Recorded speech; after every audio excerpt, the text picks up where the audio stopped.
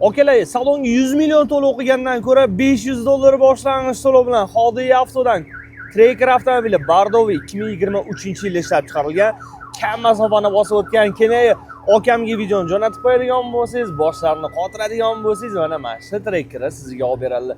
Sizga shunaqangi yarashib qo'yadi, mazza qilib haydab yuborasiz. Ko'rgan dugonalaringiz ham voy o'rtoq qatdan olding desa Hodiya avtodan oldim. Chunki unga podpiska bosgan edim.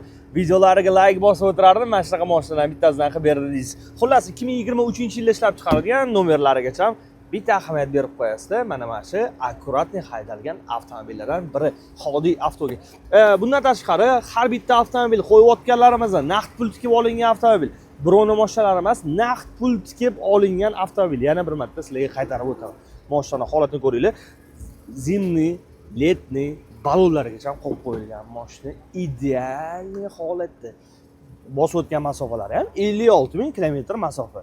Buni KNMga beradigan bo'lsangiz, maza qilib 100 minggacha bez rasxod haydab yuradilar. Orqalarini ham ko'rishingiz mumkin. Panoramli lyuklari bor, chexollari taqib qo'yilgan, chexolga padmas qilib, poliklari ham tashlab qo'yilgan mashina. Ideal holatda akalar. Xullas $500 boshlang'ich to'lov, $850 xarajatingizga ketyapti. O'shi $1350 bo'ladigan bo'lsa, mana shu avtomobilni o'zingizlar nomingizga o'tkazib beramiz. $850 ne qo'shilyapti aka deydigan bo'lsangiz, nomer hozirgi kunda notarius, otsenka, bu yoq o'zingizda rasxodlaringiz bor, bankka to'lov qilishdan tashqari. O'shaning uchun bankka $500 gina boshlang'ich to'lov qilasiz, olib kirasiz, $500 berasiz, qolganini o'zimiz chiroyli qilib o'tkazib beramiz. Hodiya avto sizning ishonchingiz uchun harakat qilyapti. Like bilan podpiska esdan chiqmasin. Sog' bo'ling, salomat bo'ling.